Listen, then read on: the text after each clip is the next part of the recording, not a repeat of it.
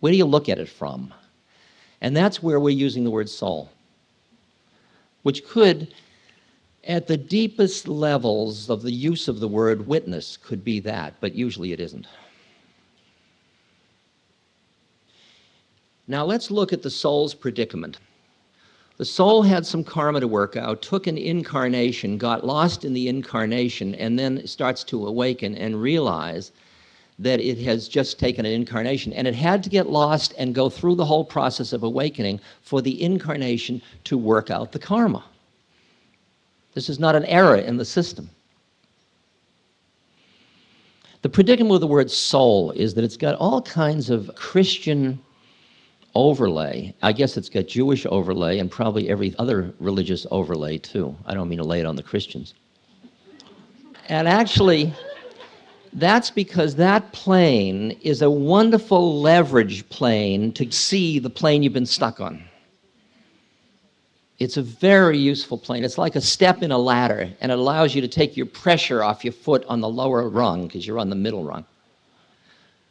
So that you could say that one of the ways of awakening is you awaken to realize you are a soul that has been lost for quite a while in an incarnation, which you created, or which is the manifest of what your karma needs. It's all fine, there's no errors, it's just interesting. Oh my God, have I been had? I'm not that being at all. And the experience of the awakening of the soul, which is not just the awakening, because with my mother-in-law, we were awakening into that place of just being two beings sharing the peculiarity of the predicament we found ourselves in as incarnates. As Golem said, what are we doing here where this is real?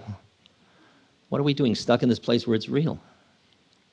That's the lazy man's guide to enlightenment, I think. So from the soul's point of view, as you start to awaken, you see the way in which the incarnation sticks to you as you're sort of shaking it off, like shaking off water or stuff like that. Now, there's a tendency, because you've been trapped in the incarnation for so long, when you awaken, to see it in negative terms. It trapped me, it's thick, it's heavy, it's something, and you push against it. It's like the renunciate path. I just won't think of rhinoceros, you know. I just will push away life. I will push away incarnation, and then I will soar as a soul. In other words, I want to get high, and I want to push away the low. And low and high are still seen as value things, that higher is better than lower.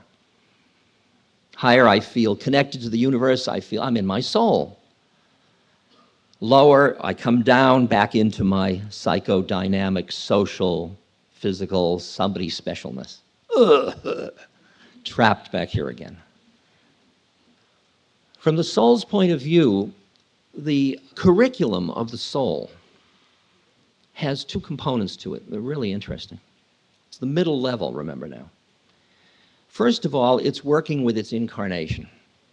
And it sees, ultimately, that Buddha was absolutely right on. That the clinging of mind, the attraction and the aversions of mind, are what juice the whole system, and the suffering and the whole shtick.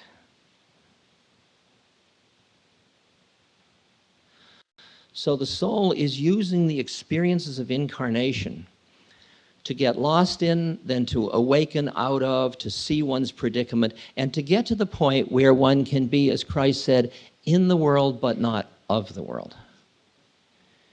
You are not pushing away your incarnation because that's an aversion. And you can't afford any aversions anymore, because aversions are from the ego level. The soul doesn't have aversions. The soul just sees aversions and attractions within the ego. Every time you're identified with an attraction or an aversion, you're identified with your ego. So the job of extricating oneself into one's soul is slowly cultivating those qualities which allow you to see the whole process and to calm yourself into realizing that your incarnation is about extricating yourself from attractions and aversions so that you are not lost in incarnation anymore. But it doesn't mean pushing against it, as you'll soon find out in the horny celibate period. Because if you push against it, it still got you. The game is to go beyond that into the point where you are fully in the world and fully not in the world. There are stages where you get into your soul where you say, oh, I miss the passions of life, meaning the passions, the excitements that were caused by being lost in it. And you think, I'll never have those again. I'll never have my first romance. I'll never have this and I'll never have that. Because those were so adrenaline rushy, heady stuff. And that's a lot like what is often called the dark night of the soul, where you have sort of realized that you're not going to have the intensity of the excitement that came from being totally lost into the linear drama and not knowing how it comes out. It all comes out the same. It all turns back into whatever it is. That's the transitory nature of phenomena, whether you like it or not. The soul is unique. It has its unique karma. It's working it out through incarnation. As it awakens to its own existence, it starts to shed the attractions and the aversions that had it stuck and closed down into the prison of incarnation. It awakens, so now the soul is present and the incarnation is unfolding. Its storyline is continuing. Ram Dass is continuing. Its story goes on. Hello, how are you? Yes, I'll do that. Hello. Good evening, this is Ram Dass. That's all the storyline. And slowly, more and more, behind it is just, wow, look at that one. Mild curiosity at first. That's a subtle attachment. Fascination. My, you wouldn't have believed that, would you? The synchronicity was appalling. And then you get to the point of, and then the point of it's all precious. See, you can't experience the all precious, beautiful yum, yum, yum of the beloved as long as you're afraid of being trapped by it. You've got to get through your original reaction to the trauma of what you've been through, of being trapped. When the soul wakes up, it's like, it's very shaky. Very shaky. It isn't, of course, but it thinks it's shaky. So now when somebody says, I have a special relationship with you, the question is, do souls have special relationships? Egos certainly do. Souls are working out their stuff through ego special relationships.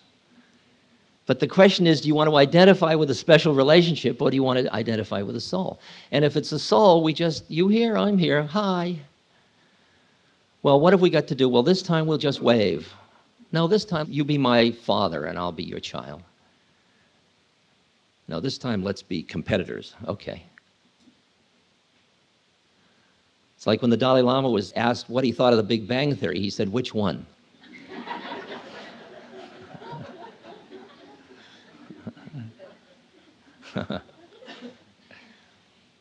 And the mature relationships that we develop when you work on yourself deeply enough and you meet another person who is working on themselves deeply enough is we meet just as you here, I'm here. And then if we have a dance to do, we dance. And if we don't have a dance to do, we don't dance. But the dance or the not dance doesn't matter to either of us. And yet we love each other deeply. Deeply.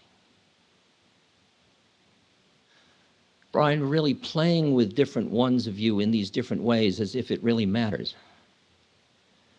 But it's much more fun if you also realize it doesn't matter. Much more fun. The game is much higher. And I keep saying, hey, play it a different way. Come on out. It's like having a ball bouncing outside at sunset, and everybody's got their nose pressed against the window saying, we can't come out. Mother said it's too late. We can't come out. And I'm just waiting for somebody to come out and play.